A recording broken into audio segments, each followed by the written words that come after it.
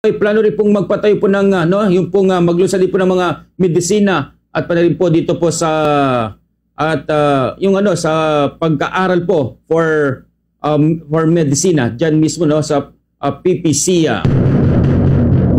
Pero bago yan magkabombo, ating munang dakuhin na ang ating pong makakapanayan po sa oras po na ito. Dahil ito po ay may kaugnayan dito naman po sa usapin po natin na magkabombo ng bigasa. Ang 20 pesos po na bigasa na siya naman po nagiging isa po sa dahilan magkabombo. Diba? Dahil sinabi nga po ni Pangulong Marcos na inuuna muna nila ang paghabol sa rice smuggler bago po ang 20 pesos per kilo po ng bigasa. Pero meron po ba silang mga nahuli? Meron po ba silang mga nakasuhan na at napakulong regarding nga po dito sa pag-smuggle po ng bigas sa ating pong bansa? Makasama po natin ngayon si Sir Leonardo Montemayor, ang siya naman po chairman ng Federation of Free Farmers. Magandang araw po sa inyo, Sir Leonardo. Kamusta po kayo? Frami, good morning also sa inyo at sa lahat po ng mga sumusubaybay sa ating program. Yes po. And magandang araw po sa inyo, Sir Leonardo. Ngayon po, ano po ba niyo po masabi? Dahil bilanggit po natin po nga Pangulong Marcos dahil inuuna daw nila ito nga po mga smugglers kaysa po dito po sa kanya pong campaign promise na 20 pesos per kilo po ng bigas. At sa tingin po ninyo, yan po ba ang kaganapan ngayon? May mga nahuli na po ba tayo? Kasi meron rin po tayong batas para po mas lalo pong magbigyan ng ngipin na ito pong mga pagpaparusa sa mga smugglers? Opo, sa katunayan, isa problema po, hindi lang po ng smuggling, pati po yung hoarding, procuring, at iba pong uri ng economic sabotage sa agrikultura. Dahil sa ilalim po ng batas na yon, ay pagka na-arresto ka for suspected economic sabotage, wala pong piyansa yan non-bailable. And then pagka napatunayan po sa korte na ikaw ay nagkasala, ang parusa po dyan ay life imprisonment. At dagdag pa po dyan, kung ano po yung halaga ng inismuggle mo o na guilty ka o profiteering or dahil po sa cartel operations, you are convicted of that sabotage, ang multa po niyan kung ano po yung halaga ng affected na krimen mo, times 5 po yun. Plus, in the case of government officials or employees, perpetual disqualification from public office. So, mabigat po talaga yung mga penalties at saka bukod pa po dyan, ay top level po talaga ang magiging programa laban po sa economic sabotage dahil magkakaroon po ng National Council na mag-oversee ng buong anti-economic sabotage program to be headed by no less than the President. Magkakaroon pa po ng matinding enforcement group. Kabilang po dito ang National Bureau of Investigation, Philippine National Police, Philippine Coast Guard, at saka Department of Finance. Magkakaroon pa po ng advisory board po yan sa council na bubuin po na makinatawan po ng mga magsasaka across 7 major commodities. So, nandiyan na po lahat yung yung nakalaan po sa batas Ang malaking tanong, hindi lang po sa amin, sa agricultural sector, kundi po sa lahat, bakit 8 months na po ang nakalipas, not a single as far as you know, not a single case has been filed, at to our knowledge, hindi pa yata nagmi-meeting yung konseho mismo Pati po yung nire-recommenda po namin na maging member po ng advisory board. Mga katawan po halimbawa ng rice, corn, tobacco, fisheries, vegetables, sugar, at saka yung poultry livestock sector. Hanggang ngayon wala pa pong aksyon sa aming rekomendasyon. So ang malaking katanungan po nito, Franny, seryoso ba talaga? Yes. Ang administrasyon natin na supuin itong problema halimbawa ng smuggling na doon sa recent interview ni Presidente, sinabi niya isang dahilan niya, ito pong smuggling and hoarding, kung isang dahilan po yan, bakit po nanatiling mataas ang presyo po ng bigas. So how come, after months, almost 8 months, mukhang wala pa nangyayari? Yes. And yung nga sana pong magiging katanungan ko na Sir Leonardo, dahil nasagot na rin po ninyo, wala pang nasampulan po dito. At sa tingin po ba ninyo na kapag masawata po ito pong smuggling at mga hoarding po na nangyayari po sa ibang bansa ay magbabalik normal po or magiging maganda ang magiging sistema po natin pong mga pagsasaka and of course ating pong magsaka lalo po sa bentahan po ng bigas, palay?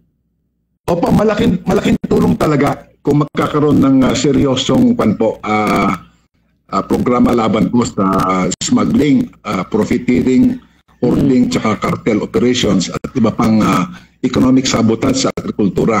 Kasi siyempre po, pag naiwasan po yung problemang yan, lalo pong maengganyo ang ating agriculture sector na palaksin po yung ating domestic production. As it is, because sige po yung problema ng smuggling at iba pa, talagang na sasabotahe po yung ating lokal na produksyon. And doon po sa naging recent interview ni Presidente kay Anthony Taberna, maliwanag naman na alam ng administrasyon kung sino itong mga involved sa smuggling at ibang economic sabotage. So again, the big question is, bakit wala pa pong aksyon hanggang ngayon? Yes. Hinintay ba munang matapos ang eleksyon bago kumilos? If so, dapat wala na pong dahilan na kung bakit hindi po pwedeng itodo na ang kampanya po ng administrasyon laban po sa agricultural economic sabotage. At kami naman po ay full support kami sa ating Pangulo kung siseryosohin niya talaga ito pong anti-agricultural sabotage. Okay. And sir, sa ngayon kasi di ba nung wala pa po tayong RTL, Rice Liberalization Law or Tarification Law po natin na may mga kota pa na pinapasok, may smuggling na. Ngayon may RTL na po tayo, di mas lalaki po yung smuggling kasi hindi na po natin open na po yung pagpasok po ng mga bigas po dito po sa ibang bansa without na wala na pong kota-kota kung ilan pong dapat lang pong ipasok. Sir, so ibig sabihin mas marami pa rin, mas kung talamag na dati, mas nagiging talamag pa hanggang sa ngayon. Yes, hindi nga namin naintindihan, Franny, kasi yung tama ka, wala namang permit na kailangan ngayon na para umangkat bigas, except yung pag-issue po ng Bureau of Plant Industry ng tinatawag na sanitary and phytosanitary import clearance certificates. Pero very, very ministerial po yung proseso niyon. So maluwag po talaga ang pag-aangkat. And on top of that, kung maalala po natin, noong July ng 2024, binawasan pa po yung binabayaran po ng importer na buwis, yung tinatawag na from 35% to 15%. So, ang mura na po talaga ang pag-aangkat po ng bigas. Then plus the fact na since December of 2024, talagang bumaba talaga ang presyo po ng bigas sa world market. So, wala na dapat masyadong incentive pa para mag-smuggle yung mga smuggler So, nagtataka kami, bakit sige pang patuloy pa rin yung smuggling at tila lalo pong lumalaki po ang problema. Hindi lang po sa bigas, at ibang mga produkto kagaya po ng I think more recently yung sa issue po ng tabako at sa tobacco-related products, mas patindi pa yata ngayon ang incidents po ng smuggling. So Sir Leonardo, what do you think? Ito lang po ba ay PR stunt na nangyari ngayon? Sabi mo po kanina, hindi pinag-usapan po ito ng eleksyon at ngayon tapos ng eleksyon we know the result na at ito biglang lalabas na naman. Ano po ba ang ano po bang point of view po niyo sa mga nangyari po ngayon po, sir? Kasi every time na lamang po, kawawang-kawawa ang ating pong mga magsaka. Opo, at saka maliwanag naman po sa recent interview kay Presidente na siya po ay decidido na, tila, na hindi na siya good guy. Kung hindi po mas gusto pa niyo po siya kinatatakutan, kaya siya po ay basta-basta na lang nire-respeto. So this is the time talaga na ipakita niya po yung kamay na bakal ng pamalaan. Total, maliwanag naman po sa batas na talagang yun ang intensyon po ng batas at ang papel naman talaga ng ehekutibo ay ipatupad po yung batas. So it's time really for the President to put his foot down against agricultural economic sabotage practices. At as I said kanina naman, Franny, I'm sure everyone will fully support the President. Yes. Tapos sa kanyang kaka-anunsyo lamang na desisyon na talagang itutudo po niya ang implementasyon po ng batas. Okay. And sir, bilanggit po ninyo na Diyan naman po sa gobyerno at sa atin naman po mga samahan siguro at kilala po ninyo kung sino-sino po ito po nga mga, di ba? Ito po nga mga umaangkat, importers at mga sa ipatin mga traders ng mga bigas. So, hindi po ba ito na naimbestigahan or ito po ba ay pagmamay-ari po ng mga tycoons or kaya po ay mga billionaires or mga donators sa mga sabi po natin mga politics kaya sabi nga nagtatakang karamihan kilala nila pero wala silang magawa, sir. Opo. Well, patungkol po sa identities itong mga suspected na smuggler, hoarders, profiteers, yung mga gumagawa po ng cartel operations. Mismo si Presidente, kasasabi lang po niya na kilala na po ng administrasyon kung sino sila eh. So, at saka, kompleto naman palagay ko yung may intelligence funds naman po. Yes. At saka may mga investigators, yung mga iba't ibang ahensya ng gobyerno, NBI, PNP, Bureau of Customs, Coast Guard. So, imposible naman tong kulang po sa resources ang gobyerno po natin para malaman kung sino talaga ang maka-involved dito. So, ang kulang naman talaga yung decision making, yung decisiveness, kung talaga pong seryoso ang talagang pagsugpo sa mga krimen na ito. Okay. Sir, sa tingin po ninyo, mas mariresolve po ba yung problema po natin sa bigas with this kind of scenario po na 20 pesos per kilo? Kaya po bang mas-subsidize po yan natin po ng gobyerno para po sa mga hirap or mga pili-pili po mga kababayan po natin, mga nasa vulnerable sector po natin po ng gobyerno? Ng pamahalaan po natin? Ibahin po yung emphasis kasi sa ngayon, ang idinidiin po ng ating pamahalaan ay maglaan ng napakalaking gastusin o budget ang pamahalaan para i-subsidize po yung presyo. So much so na napakalaki po ang pagkalugi ng ating gobyerno kasi para lang makabenta po ng bigas at 20 pesos per kilo ang National Food Authority, ang kailangan pong subsidy mula po sa national government is po namin mga 30 pesos per kilo eh. So ibig sabihin, ang talagang halaga ng bigas ngayon na ibibenta po ng 20, talagang halaga po yan sa gobyerno, 50 po yan. Kasi binili po yung palay, may kamahalan po yung presyo, tapos may gastos pa siyempre sa pagpiling ng palay, pagbubodega po niya sa NFA. So ang actual cost ng 1 kilo po ng bigas ng NFA is about 50 pesos per kilo. Ibibenta po ng gobyerno sa Kadiwa stores ng 20. So 30 po nawawala sa gobyerno sa bawat kilo na ibinibenta. So I think for this year alone, para masatisfy po yung initial targets po sa Visayas, ito po yung mga senior citizens, persons with disabilities, mga 4P na beneficiaries. Ang expected po na pagkalugi ng gobyerno po dyan ay mahigit sa 1 bilyong piso, 10 billion. Now, if the intention ay up to 2028, buong Pilipinas po yan, ay makocover po ng subsidy program. Nako, we're talking here probably hindi lang tens of billions of pesos, hundreds of billions of pesos po na subsidy o pagkalugi ng gobyerno. Baka masabuti pong kung handa naman pong gobyerno na gumastos ng ganyang kalaki, bakit hindi lang natin i-concentrate sa mga productivity enhancing programs para mapalakas natin ang local domestic rice production. Ibig sabihin, idagdagan pa yung budget po na inakanaan para sa mas maraming patubig na programa, yung pong mga distribution po ng farm equipment, etc. At that way, pagka nagtagumpay po tayo na mapababa po natin yung gastos sa production ng farmer natin at mapalaki po natin yung ani sa bawat hektarya, hindi po kailangan masyado itong mga subsidy.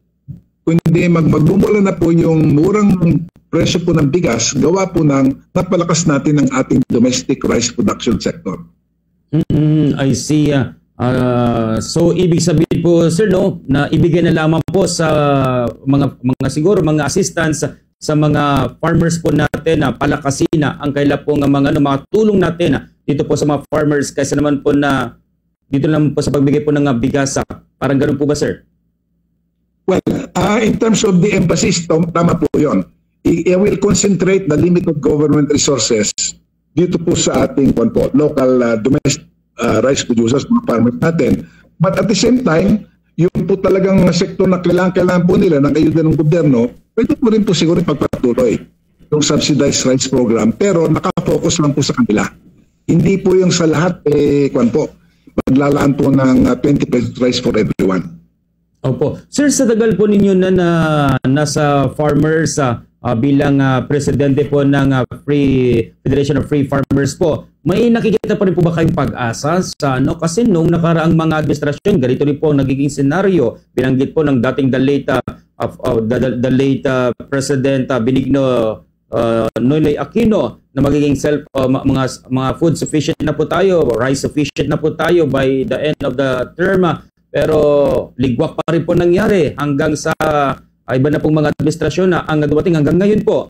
Sa tingin po niyo may pag-asa pa rin po ba? Kasi right now, yung pong mga matatanda na po, hindi na po nila kayong magsaka at mga kabataan ngayon ay hindi na po gustong magsaka kasi nga po sa mga senaryo na nakikita po nila ngayon po, Sir Leonardo. Sa palagay ko naman dapat magkaroon tayo ng positive na positibong pag-iisip. So may pag-asa, pero it's time to start yung actual, yung talagang dapat isagawa po natin na mga aksyon. Dapat umpisa na po natin ngayon. So yung mga anti-smuggling, umpisa na po ngayon. Pag-file na po ng kaso, dapat ngayon na po yun. Tapos yung pag-focus po natin sa domestic rice production programs, dapat ngayon na po. Okay. And sir, sa ngayon dahil alam naman po natin na itong matipong bansa ay aasa pa rin po ba sa importasyon? Well, for the immediate future, hindi natin maiwasan ang importasyon.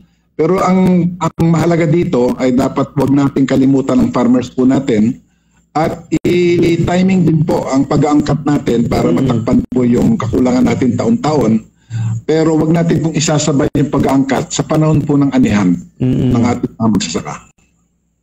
Alright. And anything more, sir, na ginagawa po ngayon ng Federation of Free Farmers through your leadership po para po sa po mga kababayan po mga magsasaka po? Hindi lang po dito sa kundi sa buong bansang Pilipinas po, Sir Leonardo. Opo, patuloy naman ang aming yung advokasya, isa po yon. Tapos bukod pa po dyan, meron po kami mga particular na mga projects, programs sa mga affiliates namin para masalin po namin yung magandang patakaran o plano sa ibabaw into actual na projects on the ground.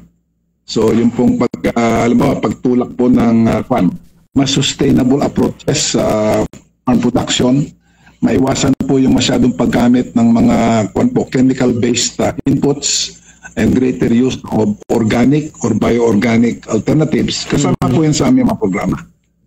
Alright.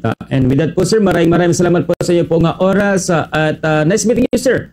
Doon mismo sa May Rosales at that time po. At ako po yung lumapit po sa inyo. Nang nagkaroon po ng mga... thank you very much din po and more power to the program. Alright.